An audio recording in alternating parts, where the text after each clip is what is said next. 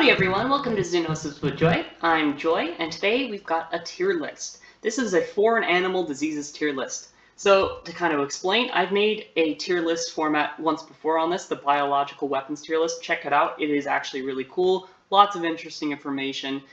There'll be some overlap in that video and this video, but this video is focused primarily on diseases for animals from other countries. I took the disease from the CFIA, the Canada Food Inspection Agency's Terrestrial Animal Reportable Disease List, as well as the CFIA's Terrestrial Animal Immediately Notifiable Disease List, as well as the USDA's Terrestrial Notifiable Disease List as well. Now, the CFIA is kind of the Canada's Food Inspection Agency, and reportable diseases are ones that impact human health, animal health, and the economy. Immediately notifiable diseases are ones that are exotic to Canada. USDA diseases are kind of emergency, emerging, or regulated disease threats. Now, obviously, I can't include every foreign animal disease that's ever existed on this tier list, so there's no aquatic ones, so sorry fish lovers, I'm not really going to focus on that today. Endemic animal diseases are not really included on here. Diseases that appeared only on one list and not on another one, I kind of excluded that. Foreign animal diseases from other continents, Europe, Australia, other parts of the world, I exclude those. I'm mostly familiar with the North American context, so I'm not really working from those. And unfortunately, I'm not including ones that involve Mexico. It would be interesting to include some of that context, but I just really don't have the knowledge base to work from there.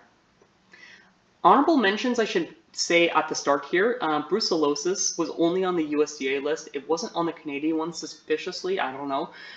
But it's actually quite an important disease of livestock. SARS-CoV-2, that is COVID-19, the virus that causes COVID-19 in humans. It's actually only on the USDA list, which is surprising because Canada has a major fur industry here. And if you see my previous video on the history of the Danish mink cull, that has a lot to do kind of with that. That's the reason why we worry about that in this sort of sense. But it's surprising it's not on the CFIA list. The other one I wanted to mention is the varroa mite. This is one that affects honeybees. Specifically, this is fluvinate resistant. It's on the CFIA immediately notifiable list, but not on the USDA list, not on the CFIA reportable list. So that's going to be an interesting one. Maybe I should do a video about that in the future. Not here. My rankings are very subjective, so if you're not familiar with how a tier list works, F tier is just like, bottom of the barrel, no impact, I don't worry about it, it's not going to keep me up at night, you shouldn't worry about it either. S tier, ones that are catastrophic, you should worry about that, might indeed keep you up at night. It's actually major economic health impacts, that kind of thing. But it's also subjective, so my ranking may be different than your ranking. I'm going to kind of give reasons for why I'm putting them where I'm putting them, that kind of thing. If you haven't, seen my other videos, definitely check them out. They have different kind of, styles depending on what I'm doing, but I hope to do more tier lists in the future. Before we get started, I just wanted to say kind of one note here. I'll kind of sit on my soapbox for a couple minutes. The term foreign is a bit antiquated when we're talking about diseases. It's a little xenophobic. The reason we say it is because animal producers in North America are worried about diseases outside of North America disrupting production and trade in animals. The reason that this exists is because it's much easier to contain disease threats geographically than to eliminate them globally. However, that has been done before for even catastrophic diseases, and it can be done again in the future. International cooperation is needed to deal with a lot of these disease threats, and it is a global problem of major importance. The term foreign does have kind of a xenophobic element. This isn't really spread by, immigrants, refugees, travelers, that kind of thing.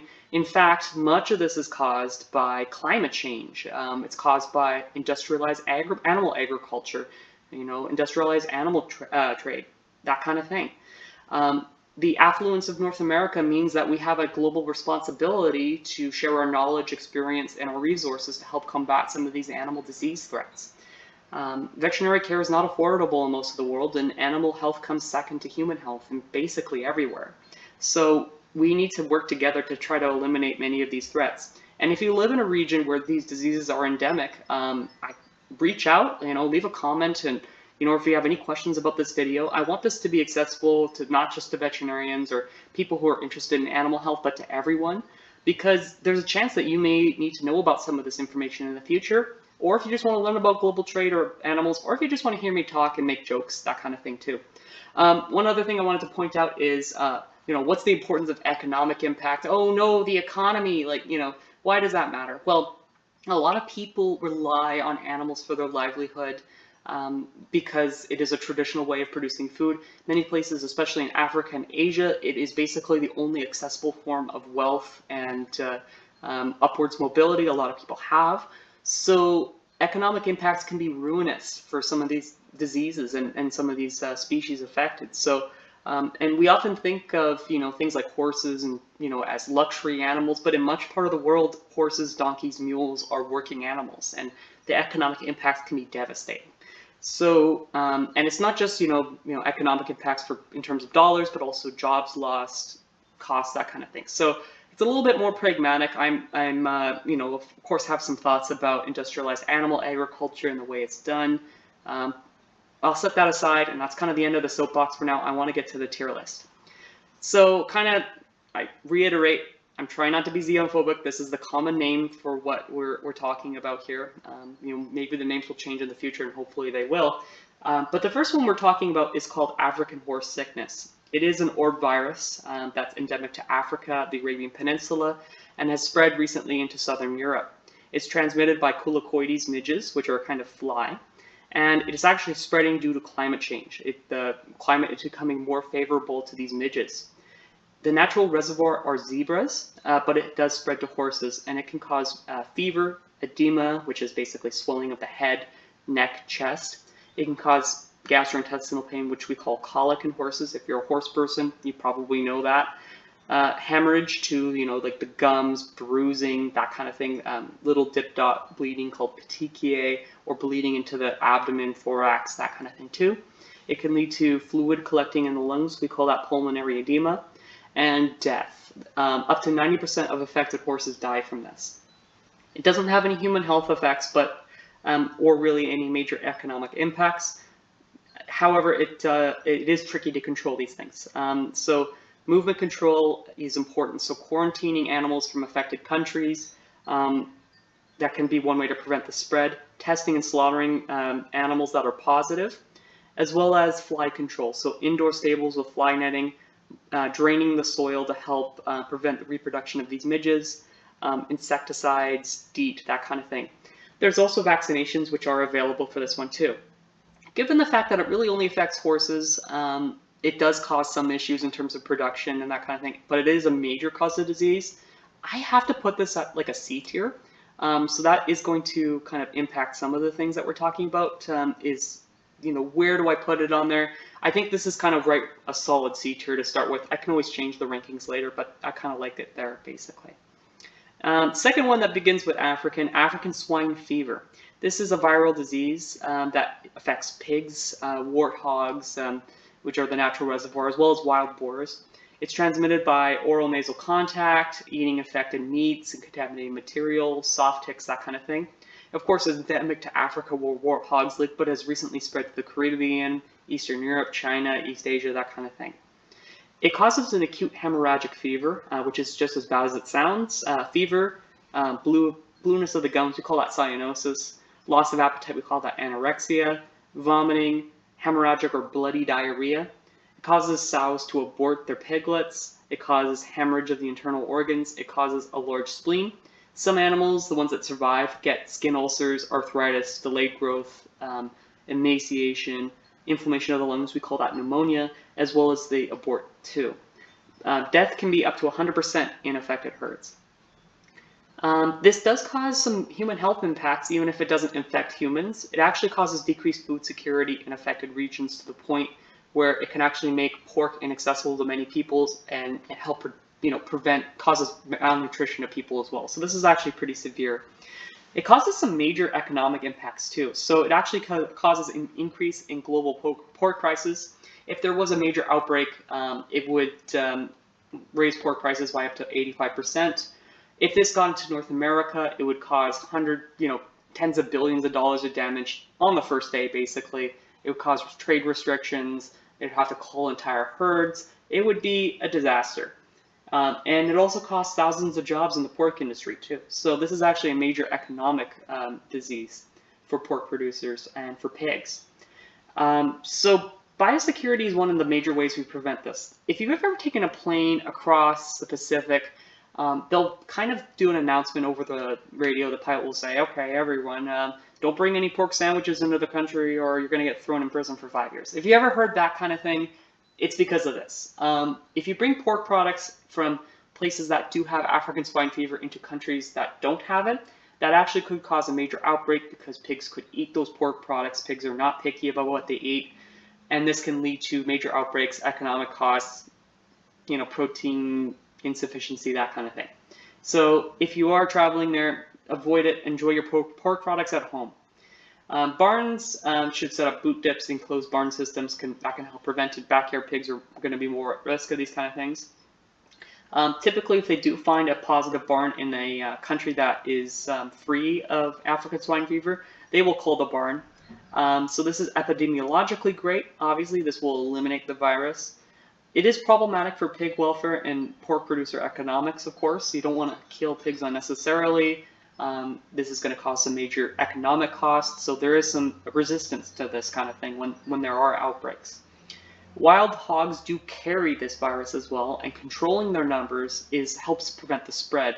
This is actually a major problem in Europe because now that it's in wild hogs, it's actually spreading into Western Europe and through other parts of Europe. So controlling the movements of wild hogs or controlling their numbers and population could potentially be a way to help prevent that from spreading. And unfortunately, there is no vaccine, so there's no way to protect seronaive herds from this kind of virus. Given the economic impacts and everything else, I'm going to put it in A tier. It can't go any higher because it doesn't have any major human health impacts other than the food insecurity, but A tier is pretty good for its economic impacts there. All right, next one is Acobane. So Acobane is a viral disease. Again, it's spread by Culicoides midges. It's found in Africa, the Middle East, Southeast Asia, and Australia. It typically affects ruminants such as cattle, but it can also affect pigs and wildlife, that kind of thing too.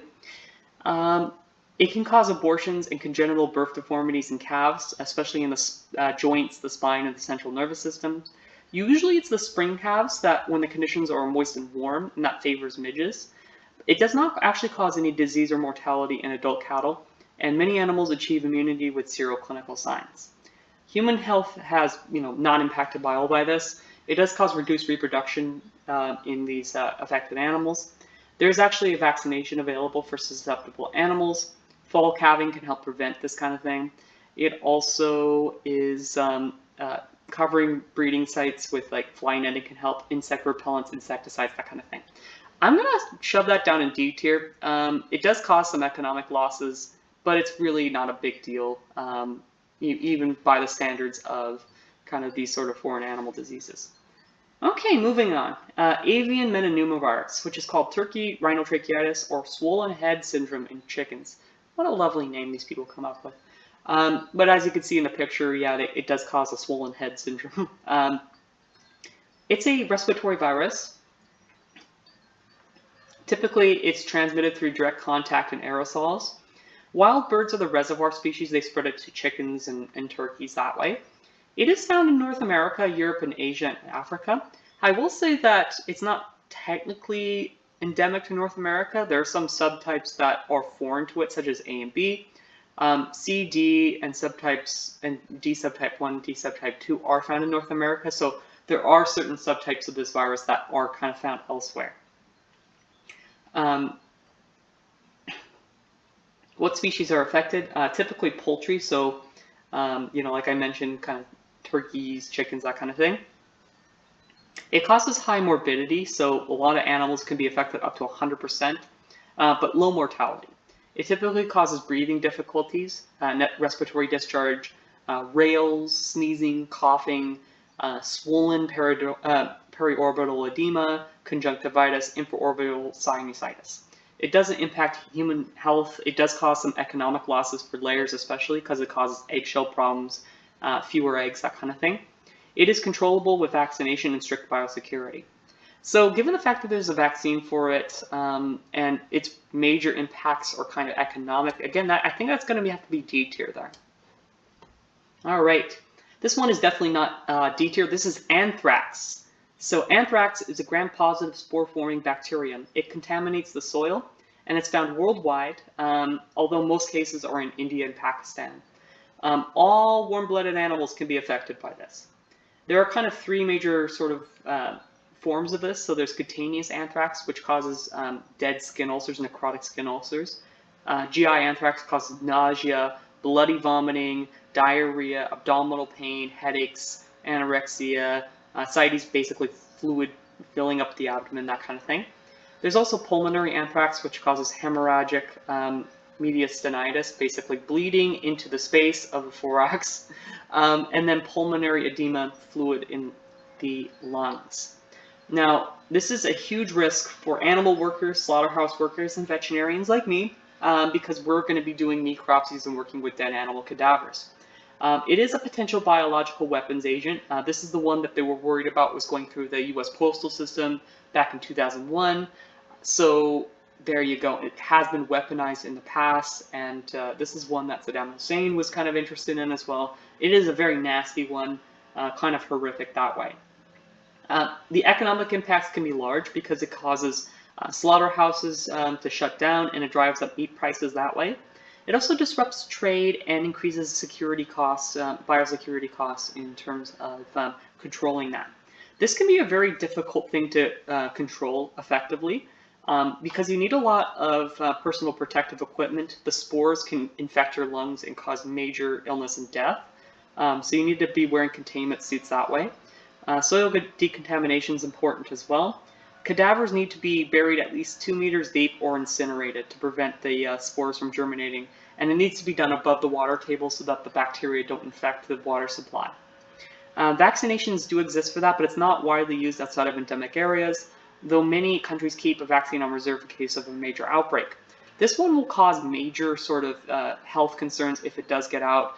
However, it's not an S tier because there is a vaccine for it, and it's one that can be easily controlled, and it only affects certain geographical areas, not like a major outbreak, that kind of thing.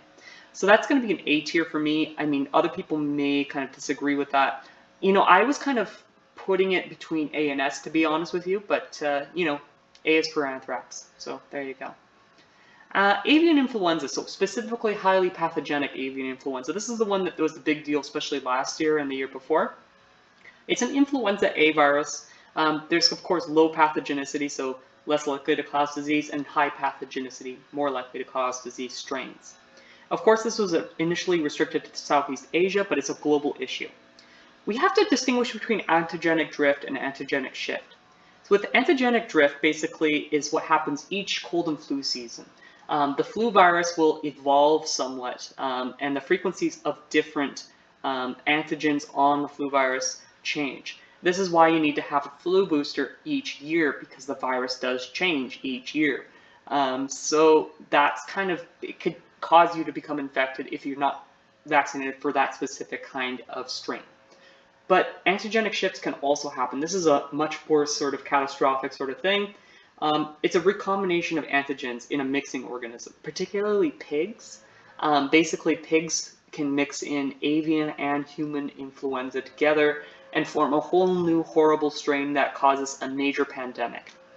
Of course, you know the flu, it can be transmitted through respiratory particles, oral, fecal, that kind of thing. It could contaminate water supplies, that sort of thing too. Typically how this spreads is that wild birds will get into poultry barns, and then that can spread to humans and swine and cause pandemics or that sort of thing. If you're familiar with the flu, it causes flu illness, basically. So fever, coughing, dyspnea, which is difficulty breathing, interstitial pneumonia, respiratory distress, and death.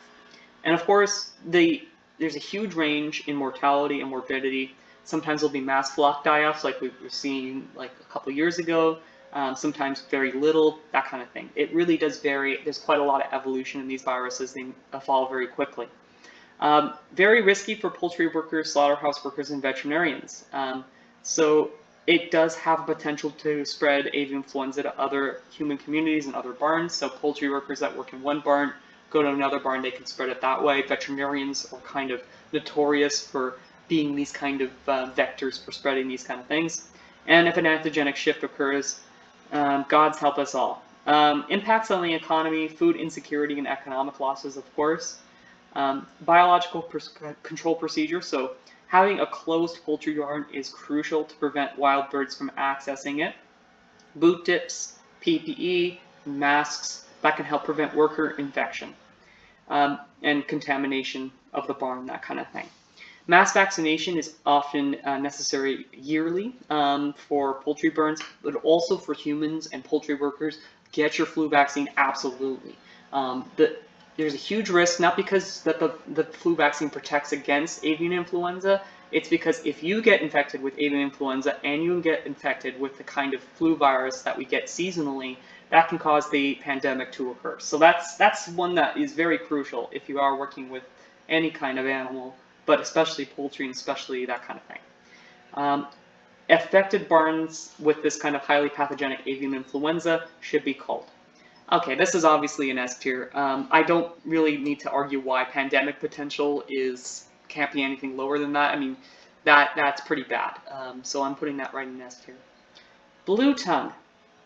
This is the second orb virus we were talking about. This is another viral hemorrhagic fever spread by Culicoides midges. As you can guess, it originated in Africa and has spread to Southern Europe, India, the Near East, Australia, Central and South America, that kind of thing. And it's spreading because, drumroll please, climate change. So, fun stuff there. It affects ruminants, specifically sheep, goats, and cattle. It can cause fever, swelling of the face, facial edema, excessive drooling, which is palicism, hyperemic oral mucosa, so kind of red gums, nasal discharge, blue tongue, cyanosis of the tongue, as the name implies, and the oral mucosa as well, anorexia, lameness, pulmonary edema. It can cause a secondary bacterial bronchopneumonia and death. It doesn't affect humans. It has a high morbidity and mortality, which can affect the economy in certain places seasonally, so it's pretty bad that way. Biological control is, again, very similar. Insecticide and insect repellents, vaccinations. Protective barns with fly netting during peak midge season is also important.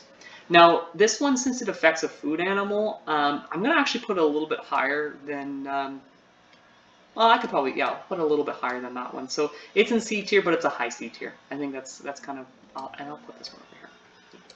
There you go. So yeah, anthrax will be top of A tier. That makes perfect sense. Okay. All right, bovine babesiosis. Babesiosis is a tick-borne protozoan of the species Babesia bovis and Babesia bigemina.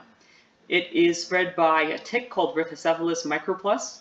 It is an intracellular parasite of red blood cells. It is found in Australia, Asia, Africa, South and Central America. It has been eradicated successfully from North America. What species are affected? Typically cattle and buffaloes, water buffaloes to be specific, not plains bison, that kind of thing. Impacts on animal health: it causes hemolytic anemia. That means your red blood cells explode. It causes fever, anorexia, depression, tachypnea, which is increased respiratory rate. Tachy means fast, pnea means breathing, that kind of thing. Weakness, hemoglobinuria, so you pee out hemoglobin. Hemolytic anemia, jaundice, which is, or icterus, that's basically yellow gums, yellow eyes, yellow skin. It causes muscle wasting, tremors, recumbency, and death. Native cattle breeds typically have a resistance against it. It is treatable with antibiotics, and survivors develop long-lasting immunity. It doesn't affect humans, so you don't have to worry about that. I should say treatable with antibiotics, okay. Impacts on the economy: it does cost millions of dollars of losses annually, so it causes, it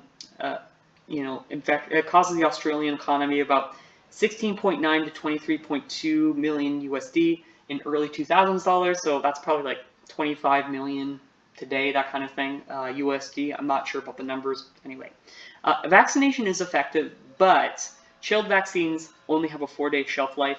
It needs to be frozen in liquid nitrogen and kept indefinitely, but it could only be used within a week if it's stored at like 4 degrees Celsius. Tick control led to the eradication of babesiosis in America. It aids in the control in Africa, but eradication is impossible due to wild hosts.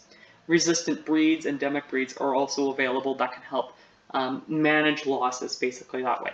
Since there are sort of strategies for dealing with this, I really think this is kind of a C tier. I'm trying to figure out this one. There we go. I think this one's a C tier. Yeah, there's strategies for dealing with it. It does cause some major losses. It's not as bad as, it's not as kind of low tier as D tier, like Acpain and avian metapneumovirus. So we'll leave it there for now. BSE, bovine spongiform encephalopathy, and scrapie. This is actually our first prion disease. So scrapie affects sheep, bovine spongiform encephalopathy affects cattle. Its major form of transmission was neocannibalism. What a good word. That's the word of the day, neocannibalism.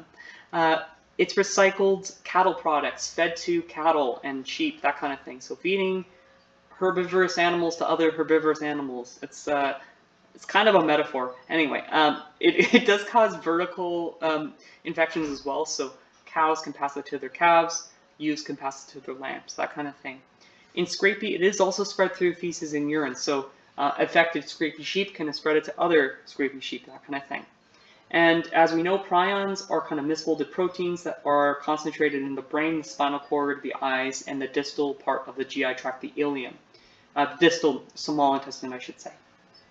It affects, of course, cattle, sheep, but it can also spread to humans, the variant Creutzfeldt-Jacobs disease. So scrapie jumped from sheep to cattle, and then cattle, that BSE jumped to humans. It causes a progressive neurological degeneration. So ataxia, which is loss of limb coordination. It causes excessive pruritus, so itching. The reason they call it scrapie is that sheep would just kind of grind their heads on rocks and rub up against some things excessively without any kind of skin issues or like parasites, that kind of thing. So pretty nasty that way. It also causes hyperesthesia, so they are more aware of sensation. So you go by the ears and you go like that. They go, ah! And they flinch, excessively. Different changes in stimulus can cause major effects that way. It causes them to waste away. We call that cachexia, muscle wasting, basically. And it is 100% fatal if you are affected by it. Now, in humans, there have been 150 recorded cases, I say recorded, of variant Creutzfeldt-Jacobs disease in the UK between the 1980s and 1990s. Millions of people were exposed to contaminated beef products. With the possibility of decades-long incubation of these prions, it's unclear how many more cases will develop in the future. This was in the early 2000s when the articles were really being published about this kind of thing. I'm not saying that it's what's causing British people to act the way they do, but it wouldn't surprise me. So it is pretty nasty that way. Now, economic impacts can be quite severe. It causes trade sanctions if new cases are detected. It causes the culling of millions of cattle and increases the food safety vigilance and feed vigilance costs. Now, this is actually really controllable with certain procedures. There needs to be a ban on the feeding of mammalian protein to farm animals. It started off as a ruminant to ruminant ban, so cow to sheep or sheep to cow or cow to cow, sheep to sheep, that kind of thing, back in 1988. But it turns out UK farmers wanted to, be cheapskates, and they decided to feed pork and chicken feed to cattle. And this led to more BSE cases in cattle farming back in the 1996. So a total ban was kind of proposed afterwards. And that seems to have controlled it quite well. Eliminating the nervous system and lymphatic tissue from cattle over the age of 30 months is also important because it does take time for that to build up in the nervous system before it becomes infectious. Given that there's good methods for actually controlling this, it is pretty severe if you do get it, so that makes me think A tier, but this is actually a good B tier because we actually have good control mechanisms. This is something that we can keep a handle on. It's not a major issue now like it was 20, 30 years ago, 40 years ago.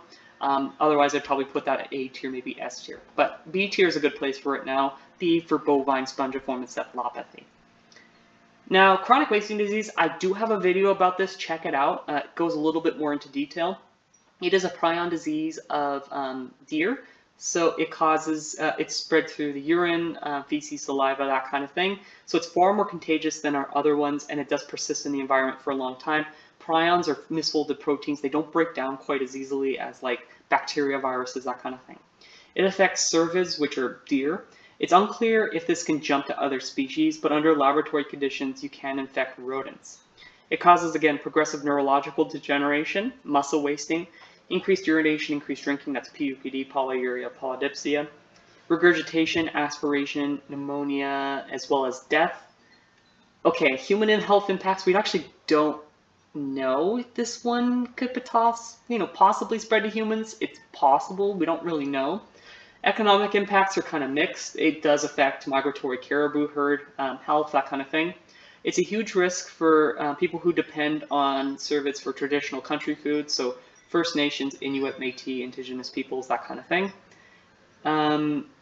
Economic impact to venison and velvet industries, for traditional Chinese medicine is also important that way.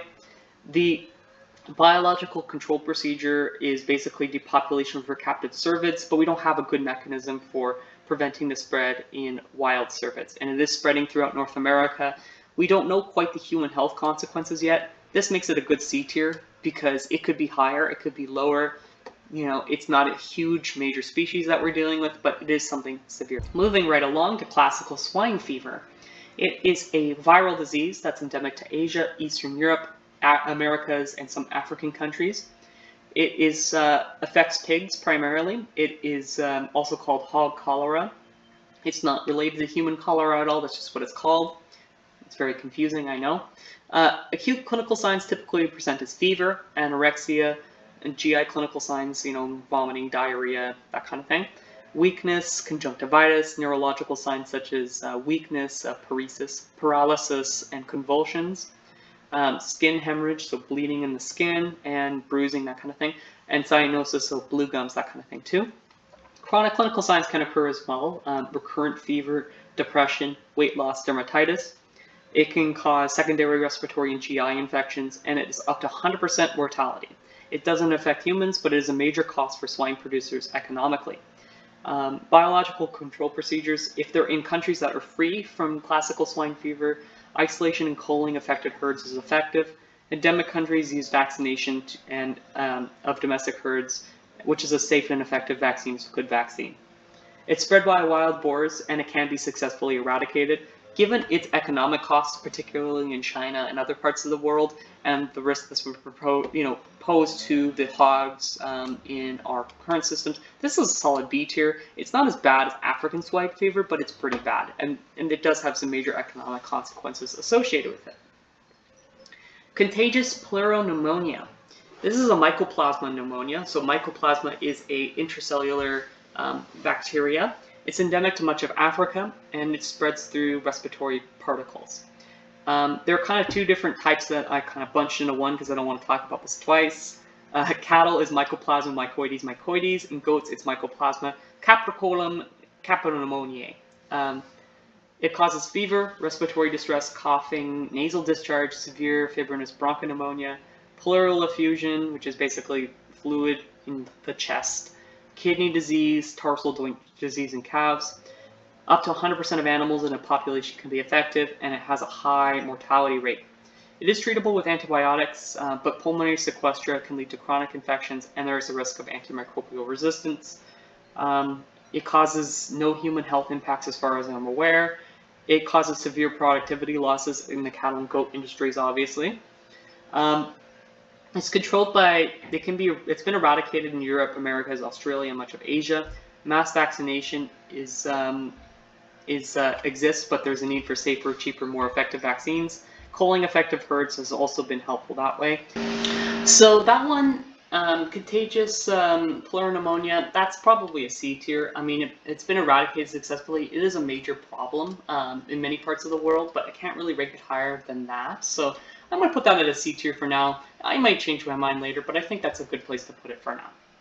Contagious equine metritis, so Theileria equigenitalis. It's a bacterium that's transferred through sexually transmitted contact, so semen, venereal contact, contaminated fomites, that's the sleeves and horse breeding stuff. I don't really want to get too much into it that way. It is spread by carrier stallions, especially through international shipping. Foreign imported animals have led to several outbreaks in the US. It affects horses and causes endometritis, cervicitis, and vaginitis, so inflammation of the reproductive tract of females leading to infertility.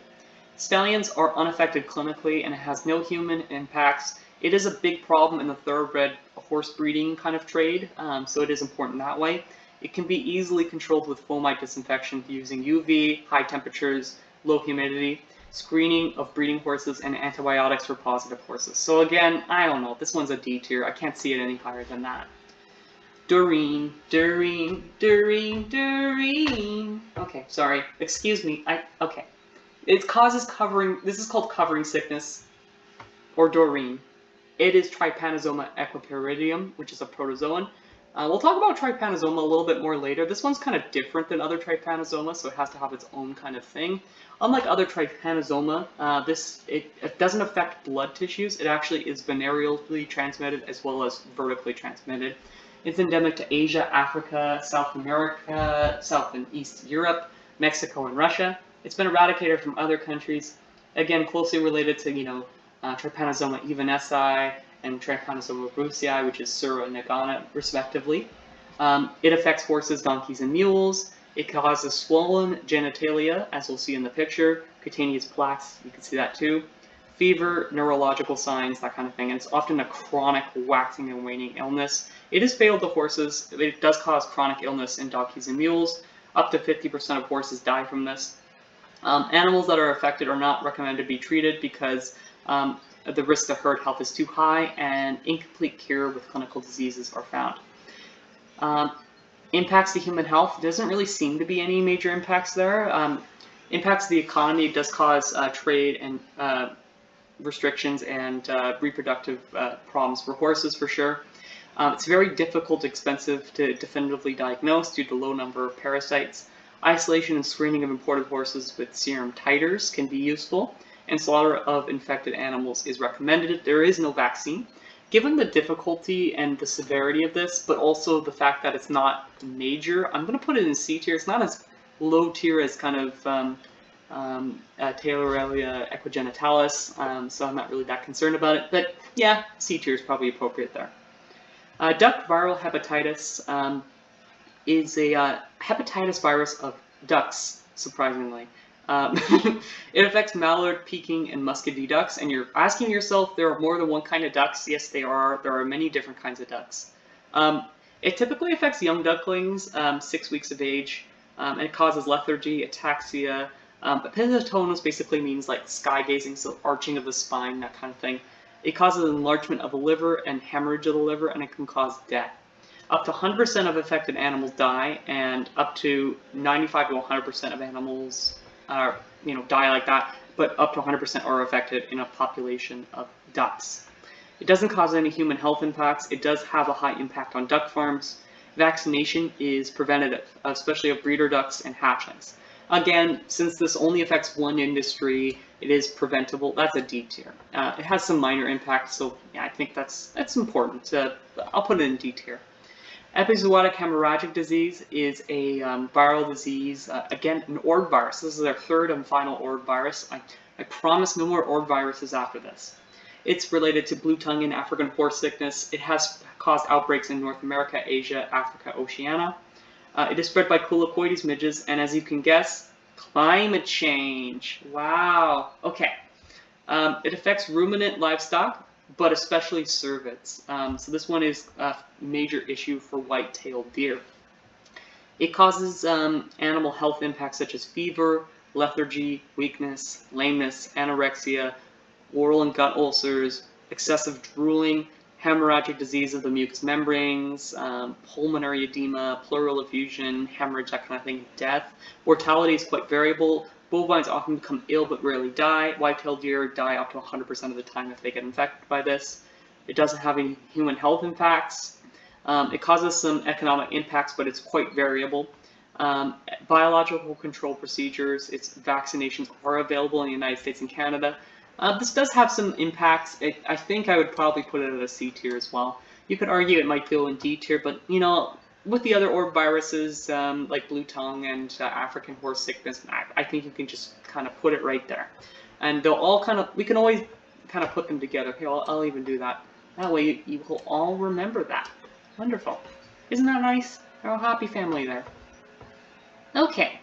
Equine encephalomyelitis. So I grouped the Western, Eastern, and Venezuelan equine encephalomyelitis viruses together. It is an alpha virus. They are transmitted by mosquitoes. Humans are considered a dead-end host of this, so they do become infected. It's mainly endemic to Central and South America, as you can guess by the name Venezuelan. Venezuela is in South America, to those big geography nerds. It causes outbreaks in North America quite regularly, though. They can be quite severe. It causes fever, fatigue, ataxia, failure to rise, trembling, twitching, difficulty urinating and defecating, paralysis, blindness, seizures, coma, and death. Typically low mortality with Eastern and Western strains, but with Venezuelan, up to 90% of horses die. There seem to be a lot of asymptomatic horses because seroprevalence is quite variable. But human health, it can cause potentially fatal neurological disease. Although humans are not commonly infected, they can be at risk. It doesn't seem to have any major economic impacts, but it can be controlled through surveillance, so horses are often diagnosed before humans are diagnosed. There is a vaccine for horses that prevents infection, reduces virus circulation, and herd immunity. It's typically done annually in many horses. If you own a horse, you kind of know this. Mosquito control, repellents, fly rugs, stabling at dusk, mass capture of mosquitoes can be helpful. Quarantine, disinfection, and pathogen screening for traveling horses is important as well across international borders. For this one, I am putting that in B tier just because of the human health risk. You could argue maybe C tier because humans aren't commonly infected, but I'm going to put it in C tier. I think that's, or B tier. I think that's going to be a good place for it. All right. Here's another equine one. Equine infectious anemia. Swamp fever is sometimes what it's called. It's a lentivirus. It's carried by tabanid flies as well as people who reuse needles and syringes. Horses living in close proximity to positive animals are most at risk. Tabanid horseflies tend to be inefficient vectors, but they can spread it. It is found worldwide, and it's actually a viral relative of HIV for those interested in virology. What species are affected? Well, primarily horses, mules, and donkeys. It can cause variable levels of disease, though. Some animals are completely healthy, unaffected. Many horses can live for many, many years with this infection. It can cause chronic illness. It can also cause acute fatal illness. It causes fever, low white blood cells, low platelet cells. We call that thrombocytopenia. It also causes low red blood cells, which is anemia. It can cause bleeding into the gums. That's called petechiae, or mucous membranes. It can cause nosebleeds, it can cause weight loss, it can cause edema in dependent parts of the body, the legs, that kind of thing. It can also cause ataxia, encephalitis, that kind of thing too. There's no known human health impacts. It does have some costs in terms of annual testing. Horse owners know this. Loss of productive working horses and the horse trade, that sort of thing too. It's regularly screened for in your annual kind of horse blood work, that kind of thing. That's the Coggins test for those who are familiar, the AGIDT. Some people do it less frequently. It's probably better to do it annually just to know your horse's status. Segregation. Animals that are positive should be kept more than 200 meters away from equids. If animals are positive and that is not possible, euthanasia is often recommended. You should, of course, avoid reusing needles and syringes. Seems like a no-brainer. You'd be surprised. Potential for eradication in many other regions is possible. Given that it does have these kind of impacts, I'm going to put it at C tier. It's not quite as low tier, I think, as D, but it is bad enough that this one is kind of a devastating disease. C tier is a perfectly fine place to put that. Another equine one, equine pyroplasmosis, otherwise known as equine babesiosis, or Therialuria equine and Babesia calibi. It is a tick-borne infection that's endemic to Central and South America, Caribbean, Africa, Asia, Middle East, Southern Europe. There's been multiple outbreaks in the US and affects horses, mules, donkeys, that kind of thing. Causes fever, lethargy, anorexia, weight loss, like swelling in the peripheral parts of the body, which is called edema, petechiae, hemolytic anemia, exploding red blood cells. It causes major clotting disorders called DIC, which is means death is coming, is what we like to call it, but disseminated intravascular coagulopathy. Essentially, you run out of clotting factors and you bleed out. Multiple organ dysfunction can also occur in sudden death. Horses often become chronic carriers as well, becoming lethargic, having low appetite, weight loss, poor performance, and they can be silent carriers as well. This doesn't affect humans. It can cause chronic loss of performance in horses and impacts the horse trade that way. Um, Acute cases can be quarantined and treated with antibiotics, fluids, and anti-inflammatories. Imported horses should be screened for ticks and with serological testing. There is no vaccine available. I'm going to put this at D tier just because it's not as necessarily like bad as EIA in terms of like the susceptibility of it. It is one that mostly foreign-born horses, and there is a good treatment for it. So, and it's kind of a niche one, so I think D tier is a fine place to put that.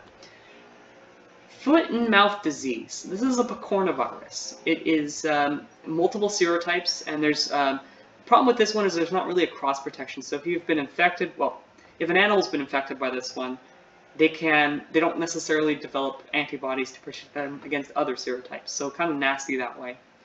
It's endemic to South America, Africa, and Asia. It's spread through aerosols, abrasions of the mouth and skin, milk, semen, urine, feces, all sorts of things. It's carried by all of our, fun friends of ruminants, pigs, deer, kind of that kind of thing. Impacts on animal health: it causes fever, excessive drooling, palicism, lameness. It causes vesicles, which are little like bumps in the mouth to form. It can also form on the coronary bands or between the toes. Coronary band basically means like top of the hoof, essentially, for people who aren't animal people. It causes weight loss and causes low milk production. About 25% of sheep that become infected become silent carriers. This has no human health impacts, however, it has major economic impact. In 1997, Taiwan had 4 million pigs culled, which was 38% of the total pig population at the time, at a cost of $6 billion US. 2001 had a UK outbreak. Poor UK, it's getting all these major outbreaks there. 4 million culled animals, 2.5 million additionally humane euthanized animals, about $13 billion in cost USD. 36% of that was from tourism losses. The UK government was out $4.2 billion in compensation.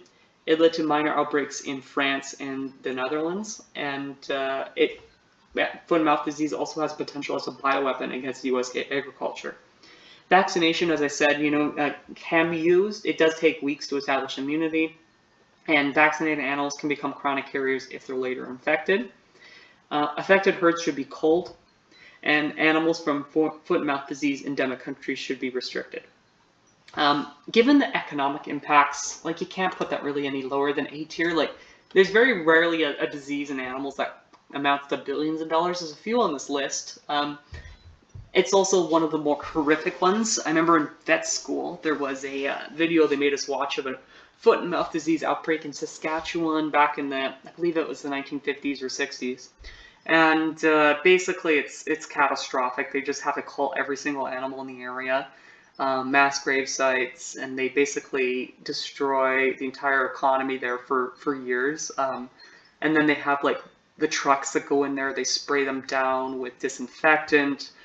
There's boot dips. It's like, it's pretty severe. Like this is like one that would absolutely ruin US or Canadian agriculture if it ever got in. Billions of dollars lost overnight, that kind of thing. So that's why I'm putting it in A tier. Not because it has any human health impacts, but it's the potential as a bioweapon. That alone puts it in A tier, I think. Here's another good one. Fowl typhoid and pullorum disease. Basically, this is a form of Salmonella enterica. So Salmonella, food poisoning, you probably know that. These are ones that are found in poultry, though. So the Cerovar gallinarum causes fowl typhoid, and pullorum causes pullorum disease, as you can imagine. There's been outbreaks in Europe, Asia, and Africa. It's basically has been also caused some outbreaks in the United States in the past. Sporadic outbreak, it is transmitted vertically in many cases, especially with pullorum disease, but also horizontally through fecal-oral routes and respiratory routes.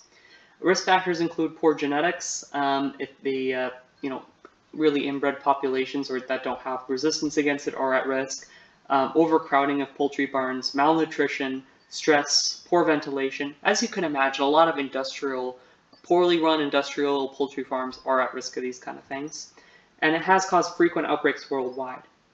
The impacts of animal health can include septicemic disease, basically, so sepsis. Causes depression, anorexia, dyspnea, which is difficulty breathing, diarrhea, and weakness. Pullorum disease causes a white diarrhea, which is very fatal in chicks. And fowl typhoid causes acute or chronic septicemic disease in adults. Basically, the endemic intermittent mortality in places like Ethiopia is like 25 to 50% of poultry flocks. That's huge. There's also been mouse outbreaks with mortality up to 100%.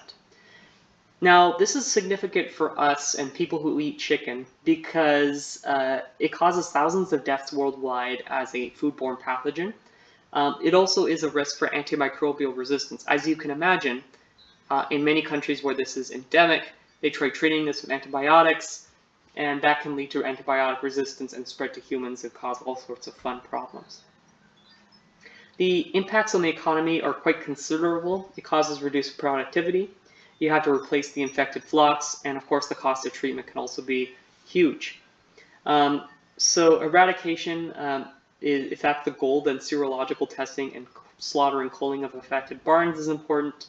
Treatment of affected flocks in endemic countries is also performed with antibiotics and using a biosecurity approach to prevent reinfection into the flock. Vaccination is recommended, especially for the breeder flock, because infected breeders will then lead to infected chicks, which causes issues. Given the severity to the human food system and the effect on poultry, that's got to be A tier. I think couldn't put it any higher than that, but that's a good A tier right there, I think. All right, now I made a video about this one as well. This is glanders, myelodiasis. So glanders is caused by Burkholderia mallei, which is also known as Farcy. It's closely related to Burkholderia pseudomallei, as you can guess by the name pseudomallei. It's spread by horses, mules, and donkeys, and it's often carried through international trades, usually silently. It's transmitted through nasal discharge, cutaneous ingestion, vertical transmission to the foal, as well as an STI. It's been eradicated from North America and Western Europe, but it's found in pretty much every other part of the world. It affects horses, mules, donkeys, camels, small ruminants like goats and sheep, carnivores, as well as humans. It causes ulcerated nodules of the skin and mucous membranes, fever, depression, coughing, anorexia, weight loss, nasal discharge. It has a very long incubation period, and it can lead to chronic harrier states as well.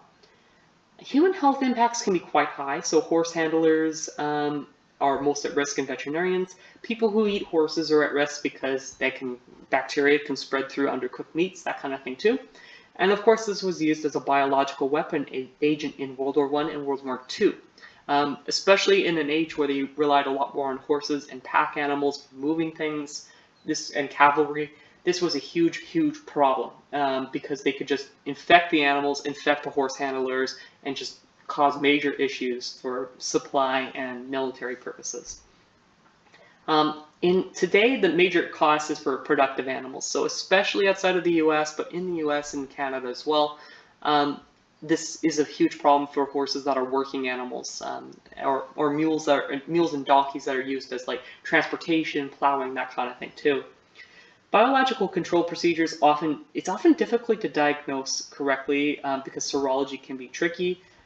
We often rely on the Malin test to diagnose them. Treatment with antibiotics is banned in many countries due to the difficulty in proving disease-free status. Imported animals should be isolated. Quarantined positive animals for sure. Safe destruction and disposal of carcasses is essential. Should not be fed to human beings. Disinfection of the premises, and especially water sources, is also crucial. Given the human health risks, I would say this is a B tier. Now, the reason I'm not putting it any higher than that is because horses are no longer a huge part in the Western world of our economy or our military, so I can't really put it any higher than that. It's still pretty significant, so I'm going to leave it there. Okay, moving on. So, heart water. What exactly is heart water? It is caused by Ehrlichia ruminatum, which is a rickettsial tick-borne intracellular pathogen. Basically, it's a bacteria that lives inside of a cell, basically. It's endemic to Africa and the French Antilles. It affects ruminants. It causes fever, neurological signs. It causes hydropericardium, basically fluid building around the heart, hence the name heart water.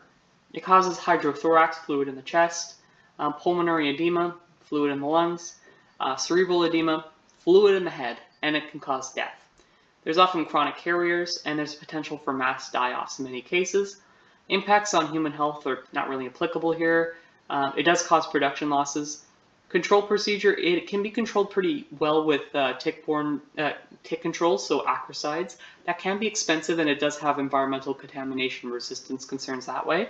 Antibiotics can be used, again, expensive, and antimicrobial resistance is also a problem.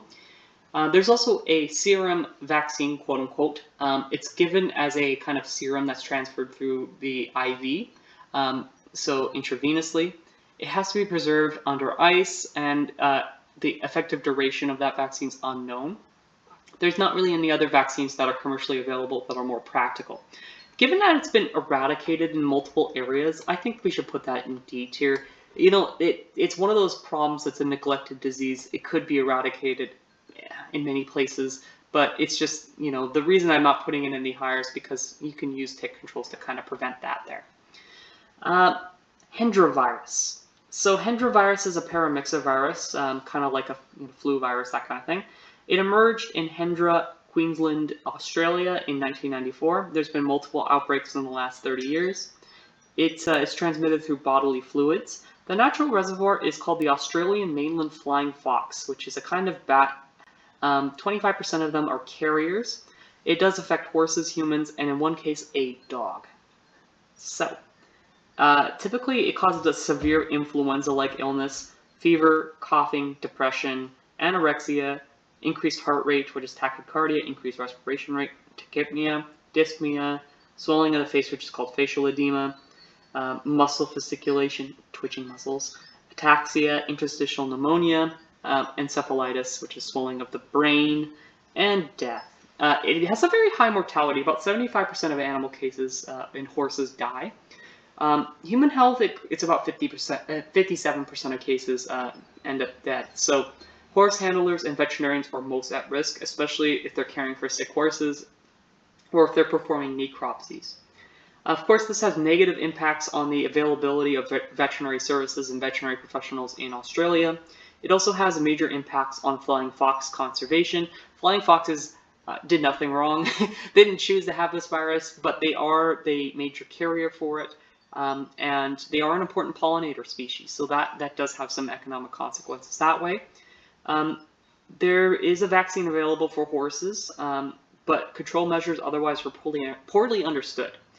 This one is a B tier, I think. Now, I would put this higher, but the fact that there's a vaccination makes me want to put it a little bit lower. This potentially could have a pandemic potential, just because it does transmit to humans, but it doesn't transmit between humans very easily. So a B tier is a good place to put that. It is scary. I would worry about that, but outside of Australia, you're probably not going to be too worried about that for now. We'll see. I could eat my words there. Japanese encephalitis, it's a flavivirus. Flava isn't everything you eat. Okay, anyway, it's it's spread by mosquitoes of the Culex genus. It's endemic to the Pacific Rim, East Asia, that kind of thing, as the name implies. It has spread from Japan since the 1930s due to deforestation for rice cultivation, windborne mosquitoes, bird migration, and the movement and transportation of swine. Humans are an accidental dead-end host, but it affects horses, pigs, cattle, and waterfowl as well. Most animals are subclinically affected. In pigs, it causes fever, anorexia, abortions, stillbirths, congenital deformities.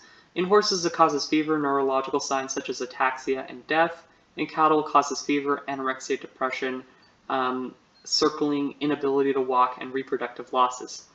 Humans can get this too, of course. They get fever, aseptic meningitis, encephalitis, seizures, behavioral changes, neurological deficits, flaccid paralysis, Parkinsonian signs, and dystonia. Children are most at risk here, so 1 in 25, so 1 in 1,000 cases are symptomatic, so a lot of asymptomatic carriers for sure. 50,000 cases happen annually, and 15,000 deaths happen annually. So it is a severe thing. This does have some major impacts that way. Um, the impacts on the economy, it does cause reproductive losses, especially. It's also expensive for vaccinating animals and humans, that kind of thing. Vaccines do have are safe and effective for this. So humans, horses, and swine, there are vaccines available. Controlling against mosquitoes using insecticides, screened housing, larvicides can also be beneficial. It's actually gone down quite a bit since we started having vaccines, but it is something that I would worry about. I'm going to put this in B tier. I would put it higher if it wasn't for the vaccines. So I think B tier is a good place to put that there. Lumpy skin disease. Let me give you a hint. If you ever discover a disease, don't call it lumpy skin disease. That is it makes it sound so innocuous. It just is not an innocuous thing. I don't want to give it a silly name, but it's called lumpy skin disease, so do with that what you will. It is a pox virus. It's spread by biting flies, mosquitoes, ticks, that kind of thing. It's endemic to Africa and the Near East, but is an emerging threat in India, Bangladesh, and China. It is spreading because of animal transportation. It typically affects cattle and water buffaloes. There tends to be a high morbidity, so a lot of animals are affected. Mortality is about 7.1% of animals in India that have been exposed die from this, basically. It causes fever, anorexia, skin nodules on mucous membrane nodules, that kind of thing. It's a pox virus. It leaves pox sores, basically. Swollen lymph nodes. It causes decreased milk production, abortion, infertility, and death. It does impact human beings, so we don't need to worry about that. It does cause reduced production, like I said, so it causes lower milk production. It ruins the hide for the animals, reduced performance for draft animals, abortions, deaths, that kind of thing. In Ethiopia, the loss per head is about $6.43 USD per zebu, but $58 per head for Holstein Friesians. The antibiotic cost in Jordan was estimated to be around 27.9 pounds per head. So there's some costs, a considerable cost, especially in parts of the world that can't really afford veterinary care as it is. Vaccination is effective to control it. So multiple pox vaccines are out there. Quarantining affected animals is also important. And vector traps and insecticides, again, that's a problem too. So I would put this higher. The problem is that with this kind of pox virus, I don't want to put it like high because there's a good vaccine for it. So I think I'm going to put it in D tier. Yeah, okay. All right, next one, Nairobi sheep disease. It is a virus carried by Rhizocephalus appendiculatus and Haemophilus intermedia. There is actually a risk that this could jump to other kinds of ticks, such as Haemophilus longicornis, which is in North America, and it can reproduce asexually. So this is one that could be pretty considerable risk for animals in North America. It is found in East Africa and Asia, as the name implies, Nairobi sheep disease. It has recently emerged in East Asia due to climate change. The spread of ticks through climate change is well known about. High temperatures and humidity kind of influence that. Small ruminants, humans are the most affected. It can have up to 90% mortality. It causes hemorrhagic gastroenteritis. That's a fancy way of saying bloody vomiting, bloody diarrhea, fever, abortions, and death. Humans can also be infected by this, especially people that are handling animals. They get bit by ticks. It causes fever, nausea, vomiting, and headache. So kind of flu-like illness that way. It causes production losses, mortality, and abortions, as well as trade barriers. The biological control procedure is basically, monitoring with serology and quarantining imported animals. The risk to human things is kind of concerning. So, as well as the risk to North American livestock, that's got to be a B tier.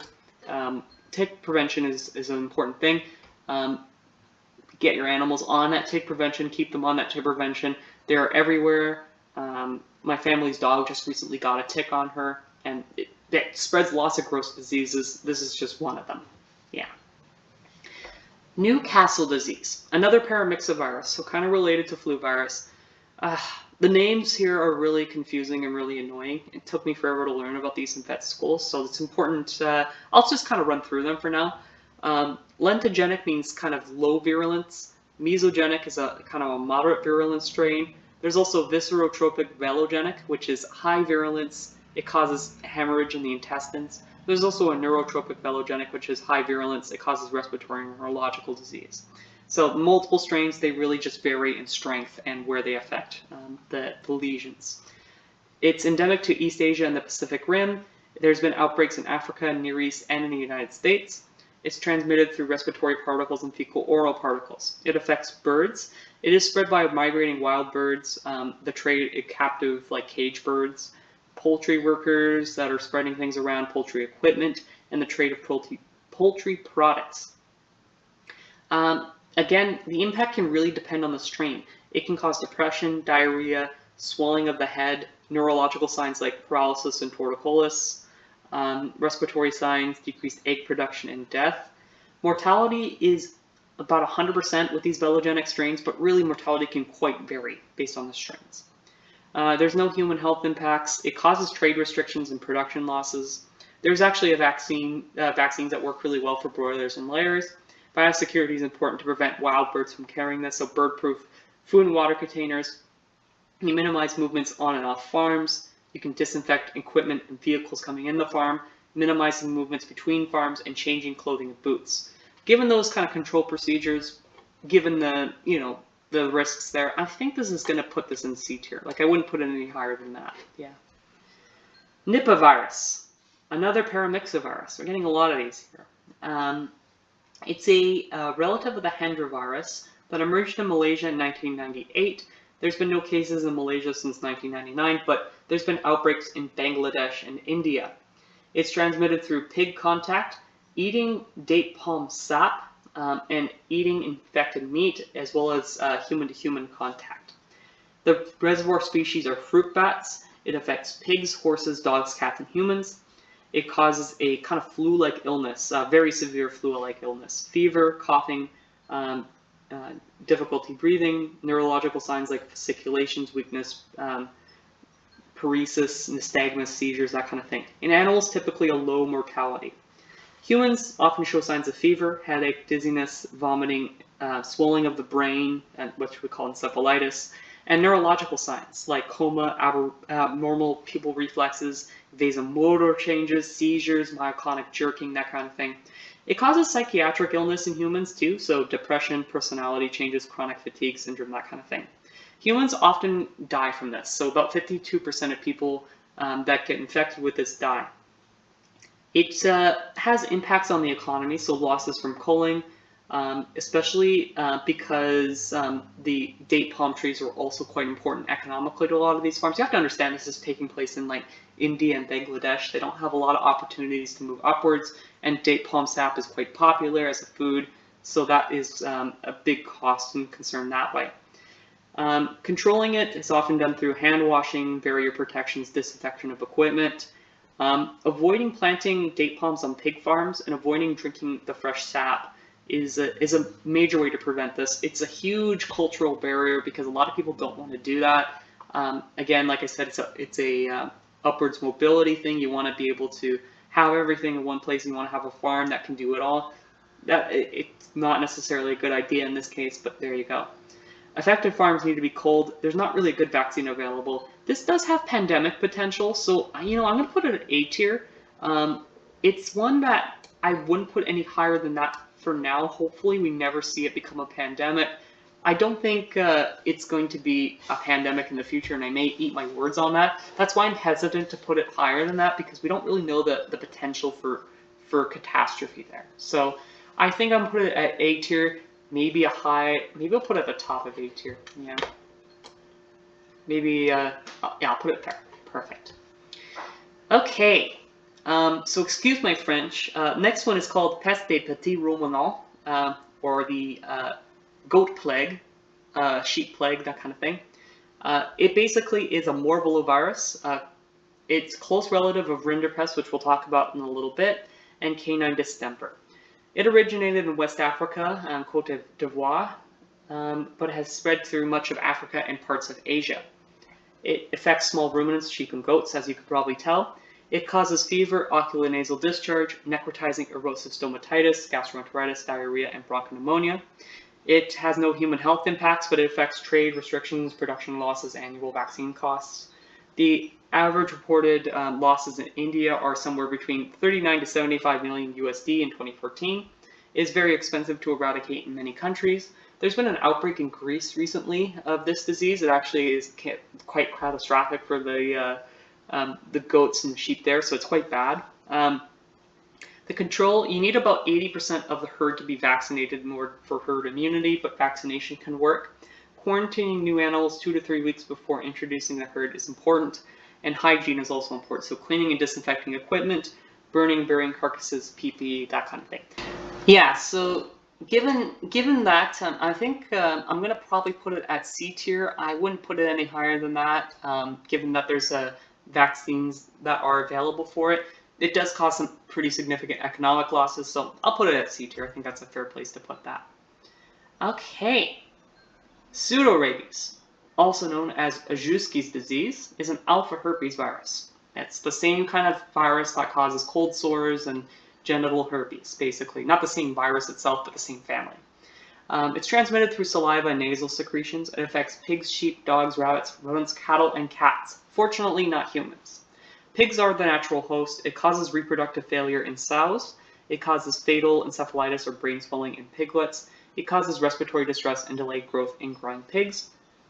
Usually, neonatal or newborn piglets die from this, but you can also get chronic subclinical infection in carriers. No, I actually did say that it doesn't cause disease in human beings, but that's controversial. It used to be claimed that there is no actual infection there, but it's unclear if infection itself leads to clinical disease or if humans can be actually infected by this. However, poultry workers in China have reported higher amounts of endophthalmitis and encephalitis. So it seems that it can jump the species barrier to human beings. We don't really see why they couldn't. So if it does have a human disease impact, it's understudied and underreported. I'm just reporting what I read from the literature, so there's actually some controversy about that. It's kind of interesting that way. It causes large economic losses, especially in China. The biological control procedure can be pretty brutal for this, so typically vaccination is the only effective way of preventing infection. There has been some research into traditional Chinese medicine as well as RNA therapy for controlling this. But there's not really an effective means to eliminate from swine populations otherwise. Now, given this, I think put Ajewski here in B tier, especially with the risk to human health and for the economic costs. I think that's a good place to put it there. All right, the bunny one. Okay, rabbit hemorrhagic disease. It's a calicivirus. If you have a cat, cats get vaccinated with a calicivirus vaccine. It's a close relative, actually, of this. I think it also is relative to the norovirus in human beings. That's the one that causes all the fun times on cruise ships, with people vomiting, that kind of thing. This is a calicivirus as well, but it's specific to rabbits, and it emerged in Europe in like the 1980s. It spread throughout Eurasia, Africa, and it's also been introduced intentionally to Australia and New Zealand as a biological control agent. There's been outbreaks in North America and the Caribbean. It's transmitted through bodily fluids, contaminated bedding, food, water containers, equipment. It's also spread by scavengers, birds, and insects. It affects rabbits and hares, as you can imagine by the name rabbit hemorrhagic disease virus. It is quite severe. It actually causes high mortality within about 3 days of infection. The peracute form has probably one of the worst clinical signs you could observe in an animal, which is sudden death, especially in rabbits. How traumatic would that be? Acute forms, it causes anorexia, depression, it causes congestion of the conjunctiva, it causes neurological signs such as opisthotonos, which is the arched back, excitement, paralysis, and ataxia. It causes blue gum, so that's respiratory cyanosis, as well as dyspnea, which is difficulty breathing, and inflammation of the trachea, which is called tracheitis. It causes a foamy and bloody nasal discharge. It causes weeping from the eyes, lacrimation. It causes ocular hemorrhage and epistaxis. The subacute form is milder disease, and many of these rabbits survive from this. There's also a chronic form, which I have a picture of this up here of a rabbit with icterus, or yellow kind of eyes and skin. It also causes anorexia and lethargy. Typically the lesions on postmortem look like acute necrotizing hepatitis and hemorrhagic fever of the lungs, heart, and kidneys. So it's pretty horrible, pretty horrible. It actually has positive impacts on human health because it could be a potential immunotherapy agent for cancer treatment. Economically, it actually causes losses to the rabbit meat and fur industries, but it's a potential boon for Australian and New Zealand biodiversity. I don't typically agree with using biological control agents like this on rabbits or on any animal really, but they don't have many options that can be useful for that sort of problem in Oceania. So it might be the only thing they have to help control and curb the rabbit population there. Although it seems that the virus there has mutated to a milder form that has the more chronic infections in these guys. Vaccination is very effective for this one. Surveillance, sanitation, disinfection, and quarantine is also recommended. If you have a pet rabbit, indoors, outdoors, it doesn't matter, get them vaccinated. They actually have recently approved a vaccine in Canada. I believe they have one coming in the United States, so they don't have one already. I'm going to put this in D tier. As much as I love the little bunnies, I don't really see myself putting that any higher than that for now. Ah, rabies. This is probably the worst disease. It's not the worst on this tier list in terms of that, but it's probably the one that I worry about the most. Watch my video about the subject. It's actually a Lissa virus. The reason they call it a Lissa is because it was like they thought that it was caused by worms in the tongue during ancient Greek times, so it's kind of a nod back to that for that name. It is transmitted through saliva, as you can imagine, through biting and open wounds and abrasions. So any animal that is not vaccinated for rabies that scratches you or bites you, you need to go see a doctor. It's endemic worldwide except Australia and Antarctica. There are some regions that claim to be rabies-free. They mean dog rabies-free, so no indigenously acquired human or animal case recorded in 2 years. It's often introduced by feral street dogs that are kept as pets. So, yeah. It affects all warm-blooded animals, all mammals basically, and bats are the reservoir species. There are 2 different forms basically, the paralytic or dumb form and the furious form. The paralytic form causes paralysis, drooling, coma, and death. The furious form causes irritability, light sound sensitivity, which is hyperesthesia, aggressiveness, hiding, friendliness. That actually can be a major sign of rabies in other animals. It causes fever. It causes self-mutilation to the bite site, biting, muscle tremors, ataxia, pica, which is eating like dirt and that sort of thing, dysphagia, frothing at the mouth. Up to 100% of animals that get infected by this die. The impacts on human health can be enormous. So the prodromal signs like the itching, pain, paresthesia at the bite site, and GI upset are typically there, but then it evolves into the furious form. So irritability, hyperesthesia, hydrophobia, so you're afraid of water, you don't want to drink water, muscle spasm, dysphagia, and flaccid paralysis. Over 60,000 people die annually, and has virtually 100% mortality. 99% of the cases worldwide are caused by dogs and dog rabies. Every 15 minutes, a person dies of rabies in Asia. 20,000 cases happen in India alone each year, and 95% of human fatalities happen in Asia and Africa. About 15 million people receive a post-exposure prophylaxis annually, so it is common. The impacts on the economy are typically in vaccination, veterinary costs, and public health costs. Vaccination is very, very effective. So get your dogs vaccinated, get your cats vaccinated. If you work with animals, by all means get yourself vaccinated for rabies. There's no reason not to, basically. Post-exposure prophylaxis is recommended for all cases of animal bites with an unknown rabies status or with an animal that doesn't have a rabies vaccine. That kind of thing. So if you get bit by an animal, scratched by an animal, if you find a bat in your room and you were sleeping overnight, you're not going to be able to find that bat bite. They're often very, very small. You should still go see a doctor for your rabies series, that kind of thing. There has been a child that died from rabies in my country in the last year because they found a bat in the room. They didn't think he got bit by anything, but he contracted rabies and he very sadly passed away. So this is a major problem. Given the fact that there's good vaccines for it, though, I'm putting it in B tier. I probably could justify putting it in A tier, but B is good enough for me.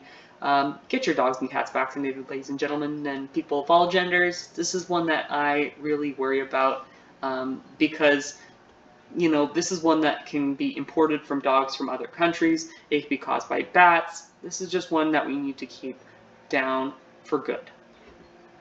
So let's talk about Rift Valley fever. As you can imagine, it comes from the African Rift Valley, so Eastern Africa. It's also spread into the Arabian Peninsula. It is a mosquito-borne bunny virus. It's Buna virus, I believe. Yeah. It's a relative of the Nairobi sheep disease virus as well as the Akabane virus. They kind of are sort of relatives that way. It's really influenced by the El Nino and the heavy rains, so there's obviously a climate change risk factor with this one. Over 30 different species of mosquitoes carry this virus, and there's actually a risk for North America outbreaks with this one because there's actually a higher vector competency. So it seems like North American mosquitoes actually are a better vector for spreading this virus than other ones. It affects ruminants such as cattle, sheep, and goats, camels, and humans. Typically, it causes fever, anorexia, nasal discharge, diarrhea, abortion, hepatic necrosis, which is basically dead spots in the liver, lymphoid necrosis, again, dead spots in the lymphatic system, hemorrhage, and death. The abortion storms and neonatal mortality can be up to 100% of animals affected, but adult mortality tends to be low, around 10 to 20%. In humans, it's usually a self-limiting fever, but severe disease can occur in about 1 to 2% of cases. That typically looks like fulminant hepatitis, so bad liver disease, encephalitis, retinitis, blindness, and a hemorrhagic syndrome. Death occurs in about 10 to 20% of severe cases in humans. Farmers, abattoir workers, and veterinarians are most at risk. There's been a few outbreaks of Rift Valley fever of note. So back in 1977, about 200,000 people acquired this infection and about 594 deaths were recorded. In Saudi Arabia and Yemen in 2000, there were 2,000 human cases and 245 deaths. So it seems like the 1977 one, there's probably a lot of unrecorded deaths that were there, but that is typical in terms of mortality in terms of human beings there. The impacts on the economy can actually be pretty large with this one. So there's been some major livestock losses. In 1951, South Africa, for instance, had 100,000 sheep deaths, 500,000 ewe abortions. In 1977, Egypt had about $115 million USD losses. I put that into a kind of inflation calculator, and it put out about 598.34 million USD. So that's actually a pretty significant increase there. It's probably quite a lot in terms of that in livestock losses. Biological control procedures, there's no vaccines commercially available. There's several in development. Typically relies on animal quarantine and slaughter as well as insect control. Given the fact that there's no vaccine, it's pretty deadly. I'm putting this in A tier. I think I'm pretty safe in that sort of regard. Here we go, rinderpest. Watch my video about this for more information. I've got lots of detail on that one. Rinderpest is very cool. It is a morbillivirus, so a relative of canine distemper virus, the peste des petits ruminants, and measles. It's actually evolved, measles probably evolved from rinderpest in the 11th or 12th century and became exclusively human. Rinderpest is also known as the cattle plague. It is the only veterinary disease that has been successfully eradicated. It has catastrophic effects on animal health when it did happen. So fever, oculonasal discharge, GI ulcers, diarrhea, dysentery, dehydration. Mortality was up to 100% in these cases. Some of the ones of note, so in Edo, Japan in 1637 to 42, there were 500,000 cattle deaths from rinderpest. Mongolia in 1910 had 120,000 cattle and yak deaths recorded. Ethiopia and Uganda between 1888 and 1892 had catastrophic losses. Ethiopia lost 90% of their cattle in a very short period of time. Uganda lost about 95% of the cattle population at about 380,000 dead cattle. Nigeria between 1980 and 1984 had 451,000 dead cattle. And Iraq in 1985 had 30,000 dairy buffalo deaths. Now, the impacts on human health, again, are indirect. This does not infect human beings, but it causes massive food insecurity, leading to famine. In Ethiopia during the 1880s, there was a mass outbreak of rinderpest that we've already talked about there, which led to a widespread famine, leading to epidemic diseases from all the dead carcasses, as well as the malnutrition, as well as the violent scavengers attacking and killing people, hyenas, lions, leopards, that kind of thing. So quite catastrophic that way. Economic impacts are, like I said, catastrophic. It's suggested to have caused the fall of the Roman Empire. As I mentioned in the video, I don't know if there's any proof for this claim. It seems like the Huns may have brought it into Europe during their migrations inwards, and it probably caused major losses. However, it's not really, we have no way of knowing exactly how catastrophic that would have been. Throughout European and Asian history, there's been waves upon waves of these rinderpest outbreaks that cause major economic calamity. To kind of put some numbers on this, in Africa between 1982 and 1984, there was about $500 million in losses. The avoided losses are also calculated. These are in European currency units. So take that what you will. In Benin, it was about 581,000 European currency units. Ethiopia, it was about 35.4 million European currency units, or about 951 million USD, or about 2.4% of their total economy at the time. Kenya, about 435 million USD, or about 0.5% of their overall economy, was preserved just by the eradication of this single disease. It's been, of course, studied as a biological weapon by none other than the UK during World War II. Biological control, mass vaccination, and quarantining and culling effective herds was incredibly important in eradicating this disease. And of course, international cooperation through Joint Project 15 between 1960 and 1979, and the Global Rinderpest Eradication Program between 1994 and 2010 led to the ultimate eradication of this disease. And since it is eradicated, I really feel quite satisfied in putting this in F tier. Now, some people would say this should go right up into S. And, well, you know, everything I said, you know, fall of Rome, economic calamity, mass famine, that's all true, but given that it's an eradicated disease and it doesn't look like it's coming back anytime soon, I'm going to put it in F tier.